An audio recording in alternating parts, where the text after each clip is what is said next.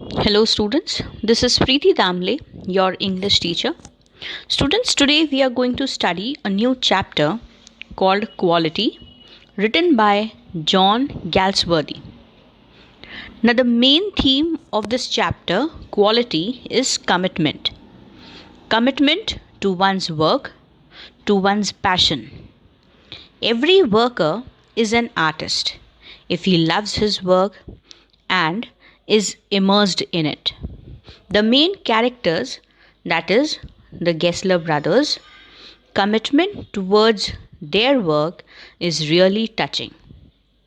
For them, the struggles, the hardships are nothing as long as they keep doing their work. The tragedy of Gessler brothers signifies a moral decay in the search for material civilization.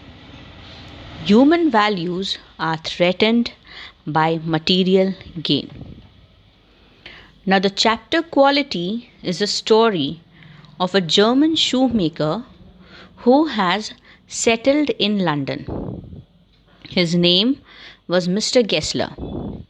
He was a perfect artist. He used to make the boots of the narrator's father also. Gessler lived with his elder brother. The shop had no signboard, only a nameplate which reflected Gessler Brothers and a few shoes displayed on the window. He made boots only on advance order and they never failed to fit. His boots lasted long, so the narrator did not need to go to his shop very often. The customers going to Gessler's sat on a wooden chair and waited. It was like going to some church. The narrator wanted a pair of Russian leather boots. Mr. Gessler retreats upstairs and comes back after some time holding a piece of gold brown leather. He promised to deliver the boots after a fortnight. He, it seemed, used to dream of boots. Once the narrator complained that his last pair of boots creaked.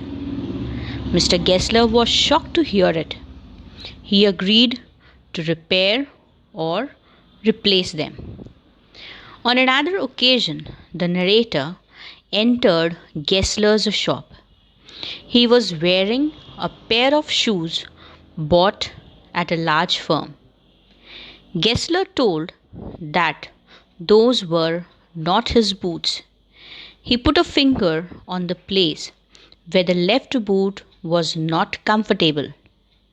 He spoke bitterly that big firms made poor quality boots. He also spoke about the hard times of his trade. His own business was going down. The narrator was so deeply moved that he ordered for many pairs. For 2 years, he couldn't go to Gessler's shop. When he came to Gessler's shop next time, he came to know that Gessler's elder brother had died. He again ordered for many pairs of boots.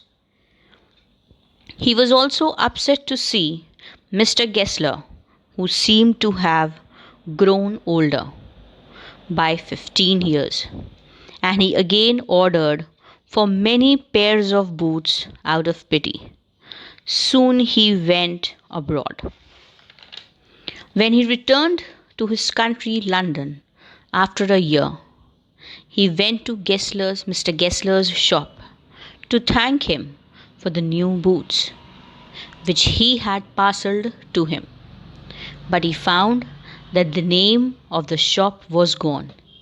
It had been taken over by some Englishmen. The poor fellow died of slow starvation.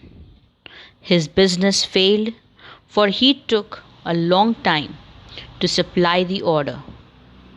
He never made any advertisement. He used the best leather. He never gave himself time to eat.